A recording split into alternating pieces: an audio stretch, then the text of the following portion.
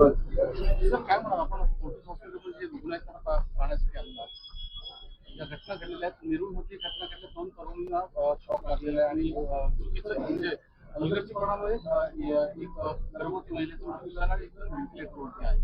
काय परिस्थिती आहे? तुम्हीच बोललात, मी काय बोलू त्याच्यावर? तुम्हीच परिस्थिती सांगितली. हलगर्जीपणा एवढं मोठ्या प्रमाणात भीषण भीषण परिस्थिती चालू आहे आपल्या अख्ख्या राज्यात. मला अशा ठिकाणी आल्यावर काय बोलायचं कळतच नाही. शॉक लागून 2 मुली बिचाऱ्या हॉस्पिटल बेडवर आहेत महानगरपालिकेमुळे. मुंबईमध्ये बघा, झाडं कोसळून लोक मरतायत, पॉटहोलमध्ये जाऊन लोक मरतायत.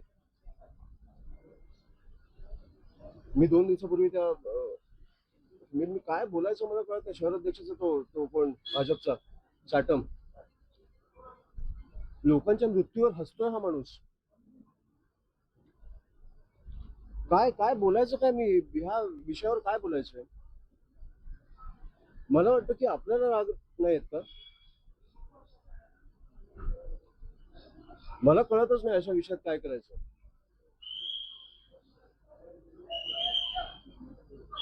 सरकारी फार सिरियस होताना दिसत नाहीये सगळ्या. हे नीचपणा चालू आहे, नीच. जेन्युइनली मला कळत नाही की नीचपणा चालू आहे. एक माणूस लोकांच्या मृत्यूवर हसतोय, ह्याच्यापेक्षा घाण काय असू शकतं? सगळ्यात जास्त नगरसेवक तुमचे, सगळ्यात जास्त आमदार तुमचे, तुम्ही का हसताय? का तर 3 वर्ष निवडणुका नाही आहेत? हा, असा निर्लज्जपणा मी आधी कधीच नाही बघितलंय. मला जेन्युइनली वाटतं. तर त्या दिवशी मला वाटतं की ते संजय दिना पाटील पत्रकारांना शिव्या घातल्या, त्याच्यानंतर ज्या प्रकारे पत्रकार बांधवांनी त्यांच्या प्रेस कॉन्फरन्सवर बहिष्कार टाकला, मला जेन्युइनली बघून आवडलं. म्हणजे पत्रकारांमध्ये हिंमत आहे. माझी एवढीच तुम्हाला विनंती आहे की ही हिंमत महाराष्ट्रासाठी पण दाखवा. अशा नीच लोकांच्या नादीच लागू नका, जाऊच नका त्यांच्याकडे. हे जे तुमच्याकडे रस्त्यावर उतरून कामं करतायत, तुम्ही नाही गेला तर बघू ना किती दिवस करतात. तुम्ही दाखवताय म्हणून ते करतायत. ज्यांना लाज नाही वाटत की ज्या लोकांनी निवडून दिलंय त्यांच्यासाठी आपण काम केलं पाहिजे मनापासून. हे दाखवणं बंद करा, बघू ना किती दिवस मनापासून करतात. आणि ह्याचं मला सगळ्यात जास्त वाईट वाटतं. हे मी आज येतोय, मला खरंच कळत नाही काय करायचं. मी या सगळ्यांच्या पाठीशी उभा आहे. त्यांना काय लागलं तर आम्ही आमचा पक्ष संपूर्णपणे आम्ही करू. पण नीच नीच प्रकारचं राजकारण चालू आहे. राजसाहेबांनी पण खूप संताप व्यक्त केले हे सगळं. हो, ऍब्सोल्युटली. कोणाला तो व्हिडिओ बघून तुम्हाला राग नाही आला का? एक माणूस लोकांच्या मृत्यूवर हसतोय. मी आपण ह्याच्या पुढे काय बोलणार आहोत? नवी मुंबईमध्ये देखील घटना घडलेल्या आहेत. ह्या घटना घडल्यानंतर जे डॉक्टर्स आहेत आणि जे याच्यामध्ये जबाबदार आहेत त्यांनाही पाठीशी घालण्याचा प्रयत्न आता प्रशासनाकडून आम्ही करून देणार नाही.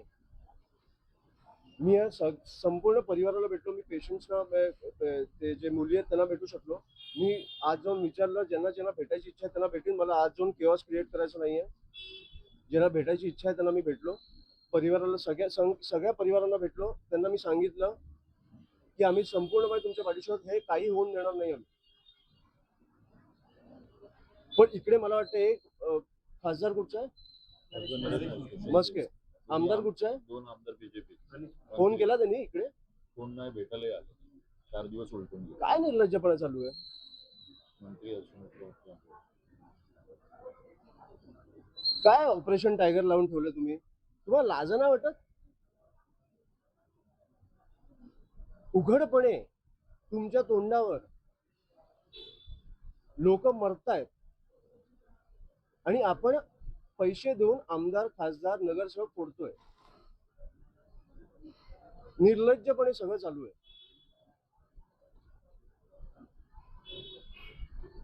ह्या गोष्टी कव्हर करणं बंद करा, एवढीच माझी तुम्हाला विनंती आहे. बाकी बघू आपण मग नंतर काय करतो ते. हे त्यांना कळलं पाहिजे की तुमच्यामुळे ते आहेत, त्यांच्यामुळे तुम्ही नाही आहात. तुम्ही कव्हर करता ना, म्हणून ते आहेत, म्हणून ते पसरतात महाराष्ट्रभर. त्यांच्यामुळे तुम्ही नाही आहात. तुमची या महाराष्ट्र जनतेची काळजी घेणं हे सगळ्यात आवश्यक आहे आत्ता. नीच प्रकार चालू आहे. आम्ही आमचं काम करतोय, तुम्ही पण तुमचं काम करा, एवढीच माझी विनंती आहे. एवढं मी तुम्हाला सांगायला, बाकी मी बघतो. मिसिंग लिंक कोसळलंय ते मिसिंग लिंक, बंद पडलंय. आणि मुख्यमंत्री साहेब बोलतायत की हे ट्रायल अँड एरर आहे.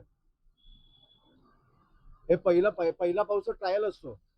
एक ब्रिज कोसळला समजा, तर उद्या तुम्ही सांगणार की हे आमचा ट्रायल आहे, आम्ही आता नवीन ब्रिज बांधू, आम्हाला आमच्या चुका कळल्या आता.